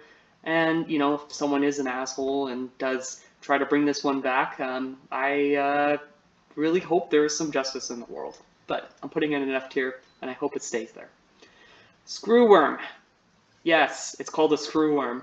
And even worse, the New World screwworm is called Cochleomya hominivora, which is a strangely horny name for a kind of parasite. The Old World parasite is called Chrysomia beziana. Sorry, that one's a little bit harder to say than Cochleomya hominivora. There. I'm not going to say it anymore, but screwworms. New World screwworms were eradicated in the United States in 1982. It's endemic to Central and South America. The Old World screwworm is endemic to Africa and Asia. The reason it's called a screwworm is because flies lay eggs in skin wounds of animals. Then the larvae burrow into those wounds, and then they cause lots of pain and suffering. They'll kind of pupate and drop out of the wound, and then the adult flies emerge from the soil 3 to 5 days later. They typically affect skin wounds, the navels of newborn calves, surgery wounds from castration, dehorning, docking, and branding procedures, as well as gum wounds in the mouth. Typically, it affects mammals of all different kinds, domestic mammals like cattle, sheep, goats, that sort of thing. Wildlife animals are affected, deer are common species that often get affected by this, but also humans as well. Typically, the larva burrowing into the skin and hide causes secondary infections, scarring, as well as major pain. In some severe cases, you can get deep tissue necrosis and anaphylactic shock. There have been cases of about 3,000 larvae in a single wound causing these sort of reactions, so that's pretty horrible. Typically, in the past, before anti-parasitic medications, the only way to remove these was manual deep worming, basically. So you would have to pick out all the little screwworms from these animals, and it would take a long time. Now you have to do this for the whole herd of cattle or sheep or whatever. So major loss in kind of that sort of care. Nowadays we have ivermectins, and ivermectins are quite good at killing these all at once. So the introduction of ivermectin boron really helped led to the eradication in North America. The impacts on human health, it actually is still quite large. So it affects hundreds of people in Central America every year. It's similar to the human bot fly, different kind of family of flies, but very similar, where they bury into the skin and cause pain and suffering. Rarely do they cause any major illness, but again, they can cause tissue necrosis, bacterial infections, and in severe cases, they can lead to deaths. One way that can happen is if you get a wound in the side of your thorax that can actually pop the pleural lining and lead to pneumothorax. So that's also pretty bad. As you can imagine, actually, this has major economic impacts, and it's quite surprising reading about this, but the annual losses in Florida prior to eradication were about $400 million USD annually. If it was reintroduced into the United States, it would be about $750 million USD as of 2002. So nearly $1 billion in losses just from one state being affected by this. The biological control procedure is actually quite interesting. So the way this works is that these screwworms, the female only mates once, but the male is promiscuous and mates multiple times. So the way they figured out they could eradicate this from North America is they introduced a whole bunch of sterile males, and this is the sterile insect techniques. The sterile males will then mate with the females, and this will cause the females to feel like they're gravid and pregnant, and that causes a population collapse. Now, the way that they make the males sterile is they actually irradiate them with radiation, and then they release them en masse. This is an expensive procedure, but it actually is quite effective. Animals that are imported into the country should be inspected closely and quarantined so that they don't reintroduce it into the area. Now, due to the cost, the difficulty of maintaining this, they basically are putting this in A tier. They still have to introduce the sterile insects in certain parts of the Caribbean to help prevent it from jumping across the Caribbean to Florida. So it's actually quite a lot of investment in maintaining this sort of thing. So it's actually pretty economically significant. Causes a lot of pain and suffering to people and animals. I'm putting it in A tier.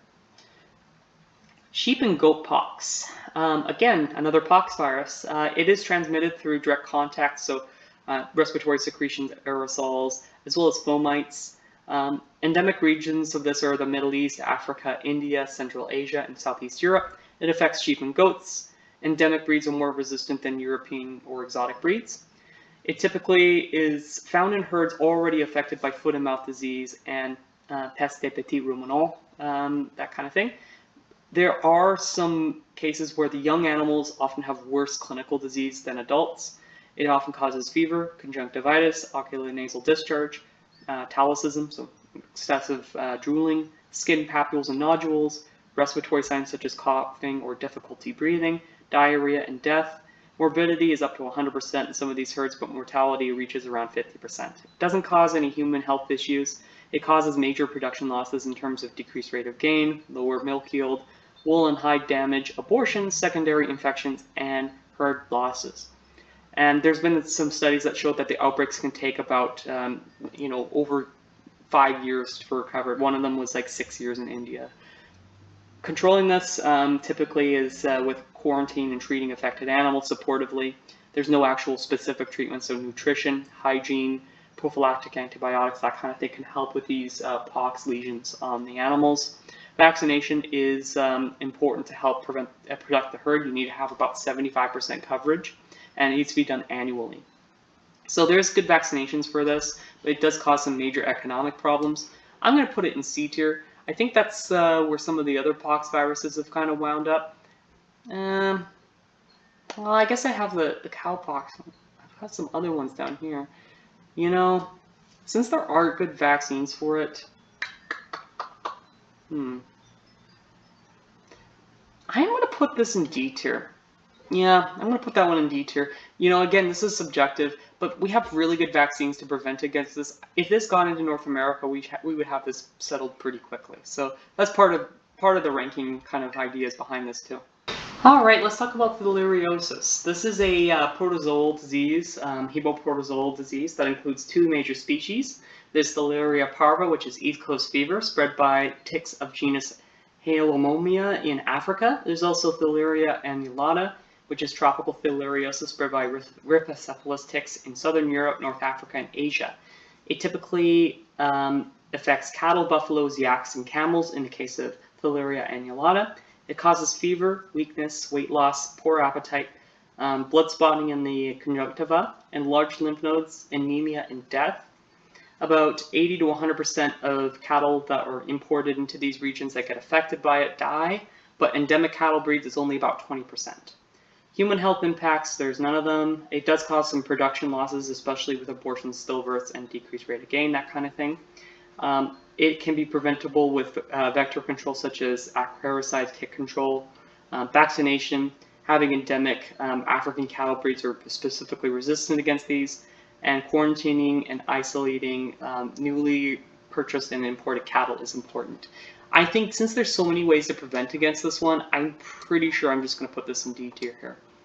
Now, trichinellosis, this one's a fun one. It's caused by Trichinella spiralis as well as other Trichinella species. Trichinella is a intracellular parasitic nematode, which insists within muscle cells. That might sound kind of bizarre, but it's actually it's got a very unique sort of life cycle. It's been eradicated in industrialized farms in North America and Western Europe since World War II, but it's endemic to much of the world, Eastern Europe, Asia, Latin America. It's also found in wild animals through the sylvatic cycle, so wild, terrestrial, and marine carnivores carry Trichinella species. It's typically transmitted through ingestion of infected meat, so pork, boar, horse, that kind of thing. It typically is found in pigs, horses, wild boars, dogs, wild carnivores, as well as humans. It's usually clinically silent in animals and very rarely fatal in them. In humans, it often can be asymptomatic, so you may be having this one and you may have no idea. Other cases are kind of difficult to actually find the actual reason for.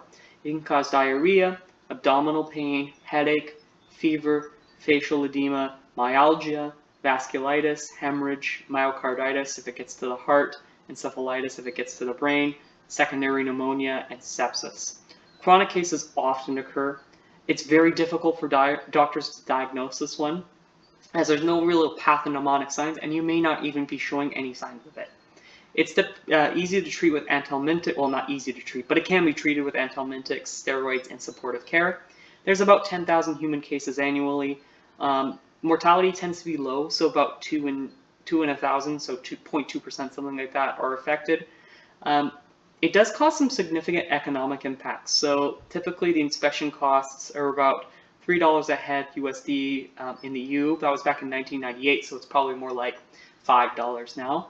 Maybe more than that. I don't have an inflation calculator in my head. But there you go. That's about 570 million USD total. In the United States, it's about 0.25 to 0.75 USD per pig for Trichinella-free farms. So it does have a cost recurring for inspection for that. There's also trade restrictions in the form of export of pork products limited from the EU especially. So that does have some economic consequences. The way that we control for this is through meat inspection. So light microscopy and molecular techniques are used to inspect meat for trichinellosis to keep us safe. Food safety is hugely important with this one. This is why you should always thoroughly cook all game meat, pork, and horse meat. So this means reaching to a pretty high internal temperature, cooking it through. It never hurts to do pork well done. Avoid eating microwaved meat, cured meats, smoked meats, and dried meats that are not already thoroughly cooked. Deep freezing rarely does actually kill these. It needs to be done for at least a month.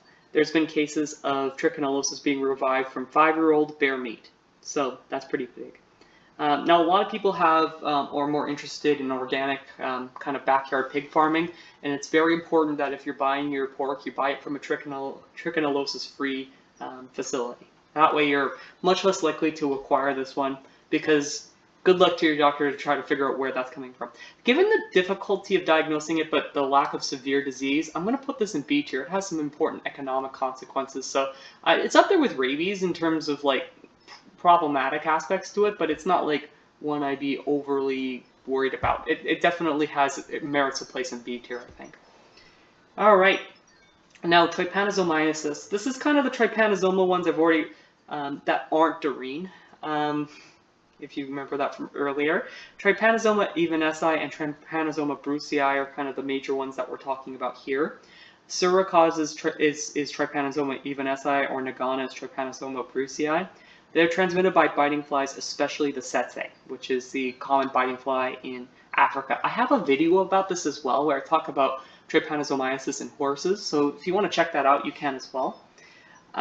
It's really endemic in Africa, Asia, and Latin America. Many different mammalian species can be affected, including humans, and we'll talk about that in a second. It causes fever, anemia, weight loss. It causes fluid to build up in the dependent parts of your body. It causes neurological signs, abortion, and death in animals. There's a huge range of morbidity and mortality, so up to 100% of animals can be affected. Mortality tends to be under 2/3, but it still can be pretty high. Generally, milder clinical signs are seen in sheep and goats, but more severe clinical signs and death are seen in horses, cattle, and camels. It's typically treated with with these medications that are kind of expensive to come by for animals. So, diminazine acetate is one of the common ones that they use to treat these.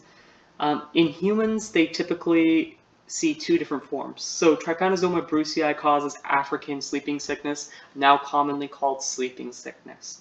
It's pretty horrifying. It's transmitted by the tsetse. It's endemic to much of Central, Southern, and Western Africa. It's killed millions of people in the 20th century. It typically causes meningoencephalitis in addition to like fever, malaise, that kind of thing. So it can be life-threatening, and it has killed many people.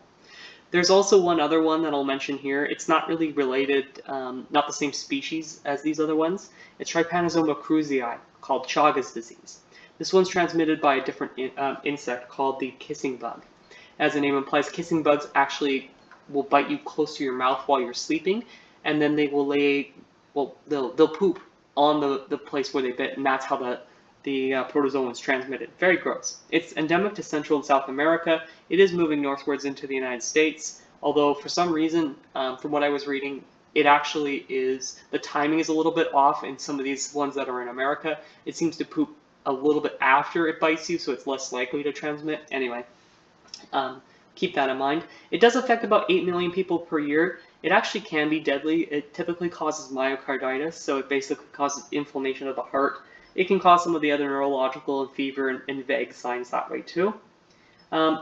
Production-wise, it does cause production losses. It is very difficult and expensive to treat. So it is one of those ones that is kind of a disease that you don't want to treat every animal that gets this one.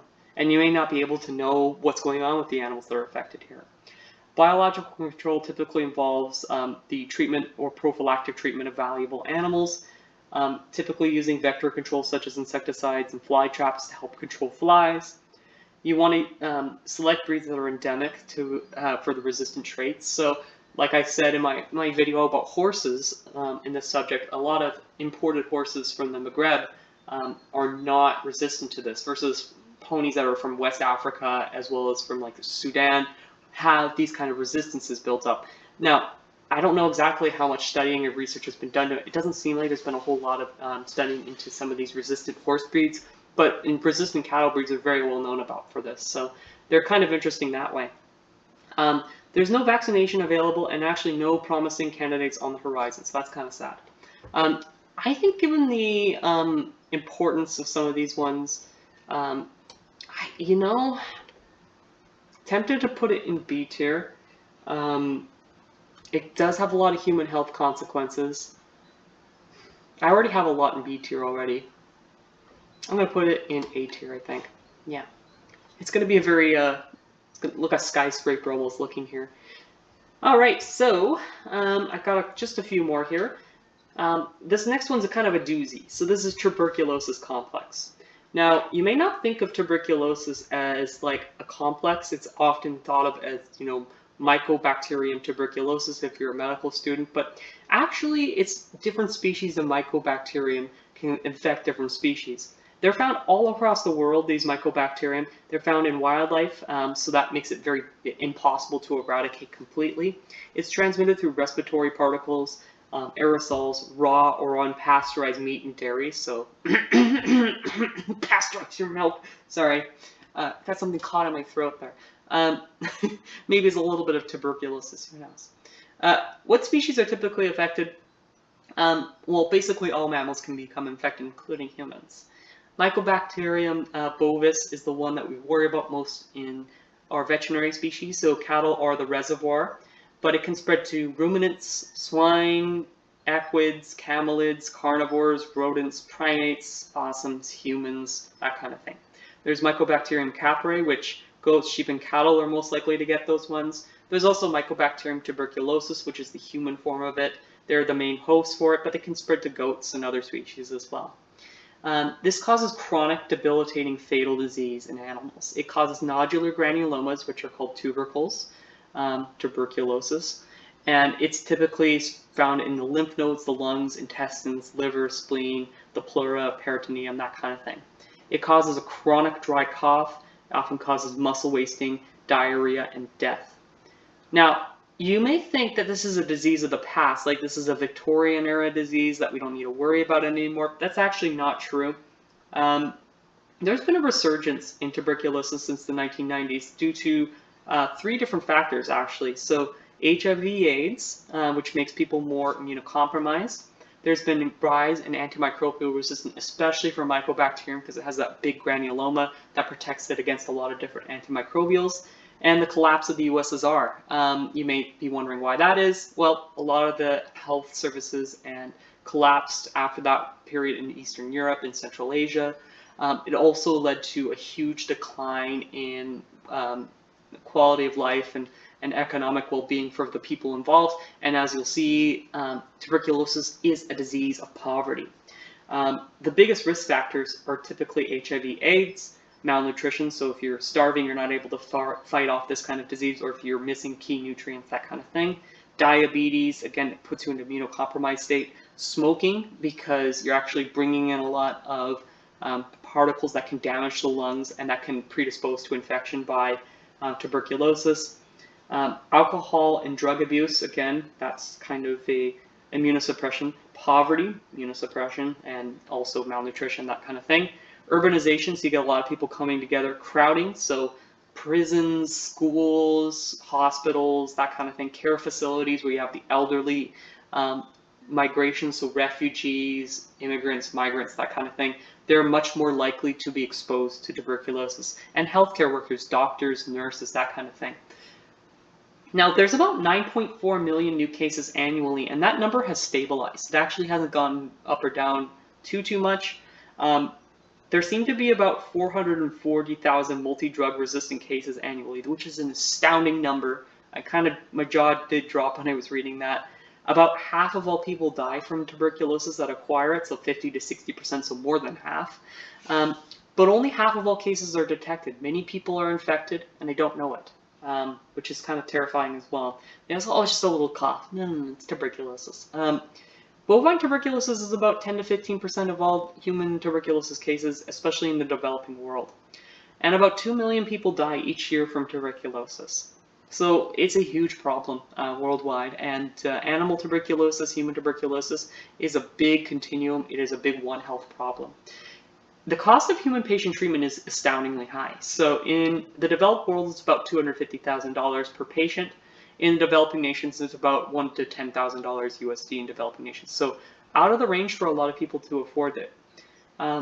It also causes a loss of income and an inability to work, both due to the physical debilitation caused by the tuberculosis, as well as the social stigma.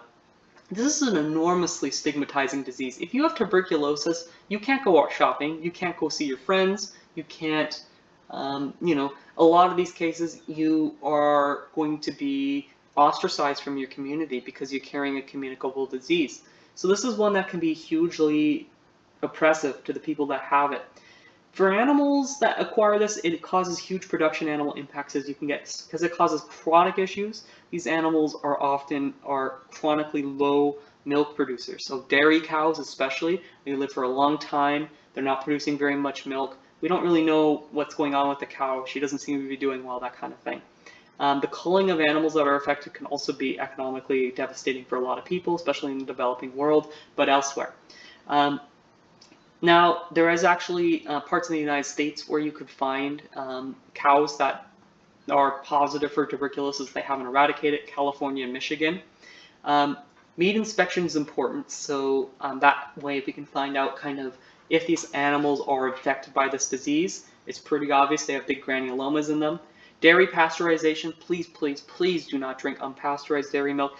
You know, it's not just a meme, like, you know, you're actually going to put yourself and others at risk of getting tuberculosis because of this. So I think that's important to keep in mind too.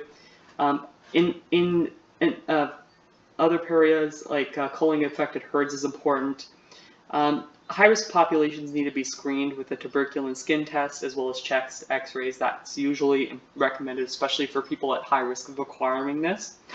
Now, human patient treatment is controversial. They used to do long hospitalization stays for people who are affected, and that is often recommended in some countries. But they often do a community treatment model, which has a higher compliance and higher adhere rate. That basically a person is like an outpatient treatment for it, so they don't have to go to a hospital, which is expensive, time-consuming, and may not work. And another important thing is often people need to be supported. Patients that need social and financial supports. That's a disease of poverty.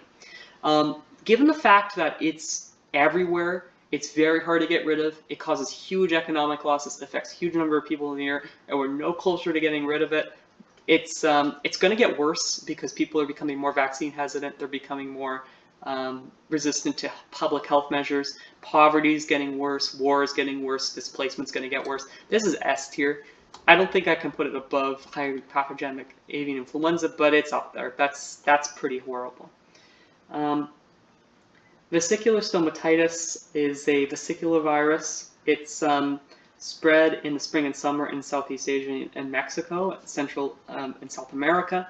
It's spread by biting flies like black flies, sandflies, Culicoides midges. Spread by trades of the horse, embryos, semen, and animal products. It typically affects ruminants, pigs, horses, and humans. It can cause fever, oral feet and teat vesicles, so kind of those things I was talking about with foot and mouth disease, as well as ulcers. It is clinically indistinguishable from those things, except that it affects horses. And it can also affect humans too. In humans, they get severe non-fatal influenza-like illness, so fever, nausea, vomiting, headache, myalgia, pharyngitis, sore throat, conjunctivitis, and lymphadenitis, so swollen lymph nodes, often related to direct contact with affected animals. It can cause about $100 to $200 USD per year, or sorry, per cow. If not per year, that'd be not very much. There's no vaccine available. Insecticides can help control it. I think this is a B tier. It's definitely pretty bad. I'm putting it in A tier. Yeah, I think I'll put it there. All right, one more, West Nile virus. It's a flavivirus, everything you eat.